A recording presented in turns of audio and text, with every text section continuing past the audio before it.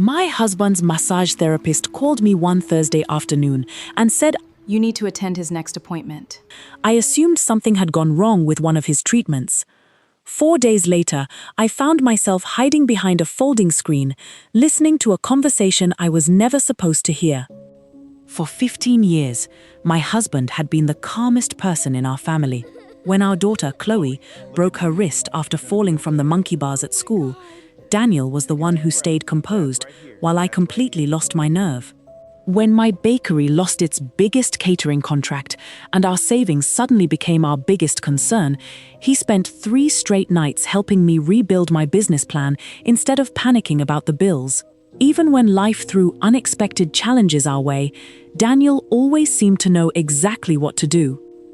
So when his massage therapist called me out of nowhere that Thursday afternoon, You need to attend his next appointment. I immediately assumed something terrible had happened.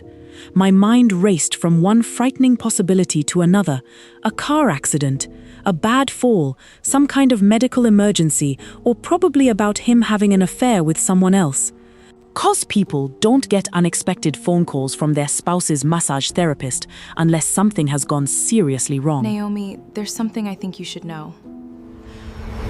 The uneasiness in her voice instantly made my stomach tighten. What happened? I'm afraid it's not something I should explain over the phone. Is Daniel okay? Physically, yes. Physically? What kind of answer was that? If he wasn't injured, then what exactly was she trying to tell me? What do you mean? What do you mean? Then she quietly spoke the words that would replay in my head for the next 4 To days. come to his next appointment.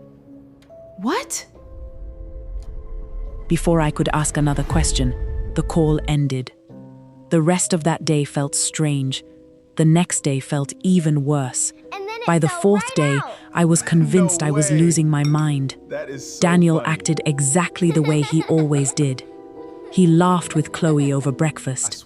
He complained about one of his co-workers leaving dirty coffee mugs in the office kitchen sink. That evening, we curled up together on the couch to watch an old movie, and halfway through it, he fell asleep with his head resting gently against my shoulder. Nothing about him seemed different. Nothing at all. Yet Grace's voice refused to leave my mind. Naomi, there's something I think you should know.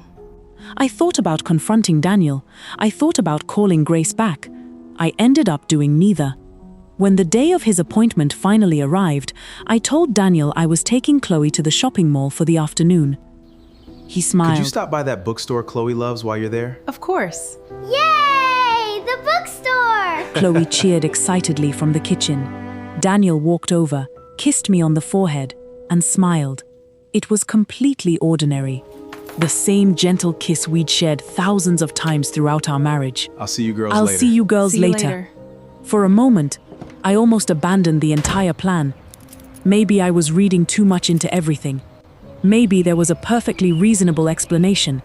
Then I remembered the tension in Grace's voice. Naomi, there's something you need to know. After dropping Chloe off at my older sister's house, I drove straight to Grace's massage studio. The second she opened the door, I knew something wasn't right. She didn't look nervous. She didn't look guilty. She looked exhausted. The kind of exhaustion that comes from carrying news you wish you never had to deliver. Dark circles rested beneath her eyes, making it look as though she hadn't slept properly in days. Thank you for coming. What is all this about? Just follow me. My heartbeat pounded inside my ears. Every terrible possibility I'd imagined over the previous 4 days came flooding back. Without another word, I followed her down a quiet hallway. At the end was one of the treatment rooms. A decorative folding screen stood neatly in the corner. The sight immediately made my stomach tighten. Every instinct told me to leave. Normal people don't hide behind folding screens inside a massage studio. Normal people don't receive mysterious phone calls from massage therapists asking them to secretly listen to conversations. Yet somehow I had convinced myself that whatever truth waited on the other side of this moment would be easier than spending the rest of my life wondering. What exactly is going on? You'll understand soon. I swear, Grace. I know. I'm sorry.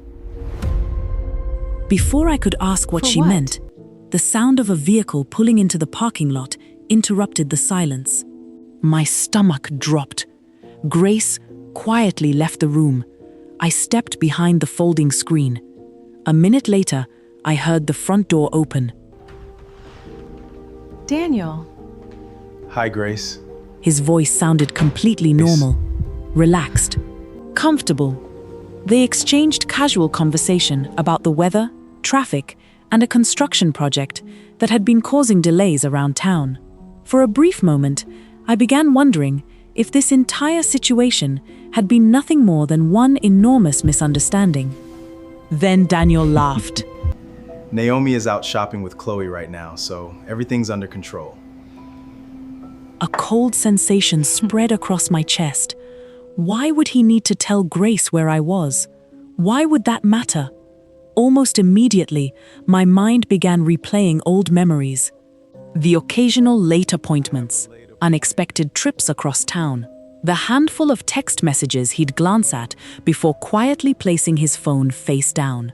At the time, none of it had seemed unusual. Married people don't keep score of every little detail in each other's lives. But standing behind that folding screen, listening to him casually explain exactly where he believed I was, every harmless memory suddenly felt suspicious. For the first time in our 15 years of marriage, I found myself wondering whether there were parts of my husband's life that I had never truly known. Then I heard another sound. A nearby door opened.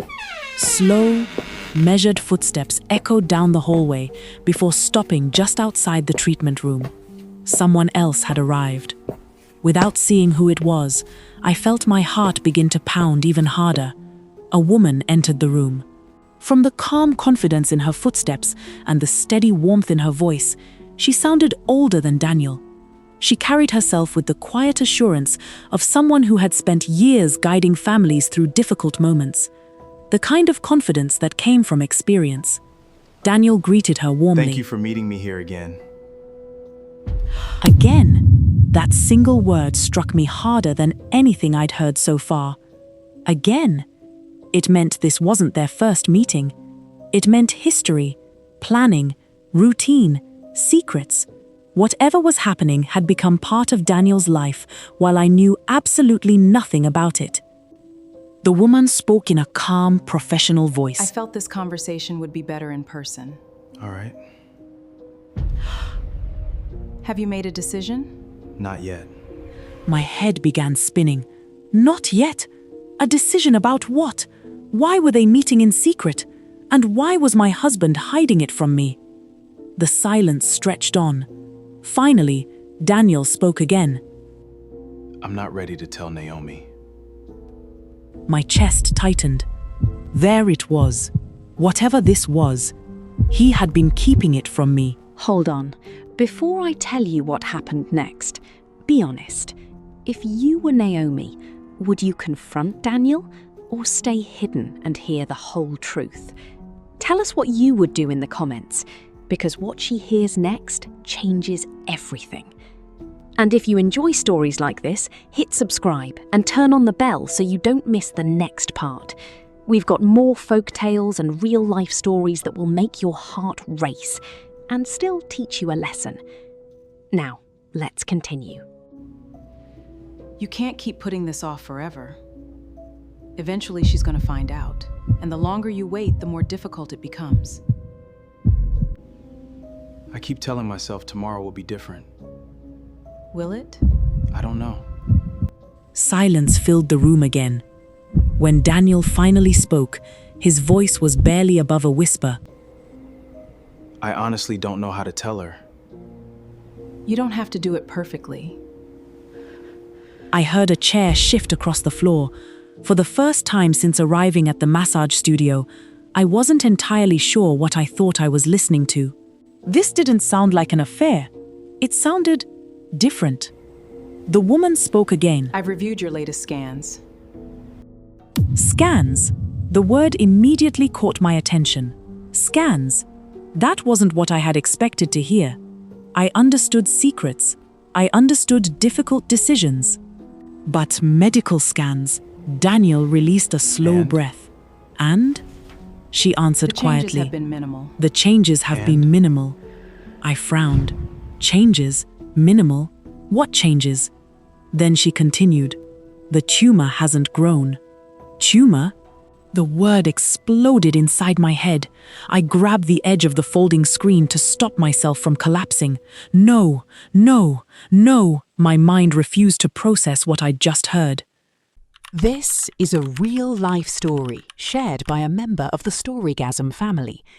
To protect the privacy of everyone involved, names, locations, and certain identifying details have been changed with the assistance of AI tools, while preserving the heart of the story.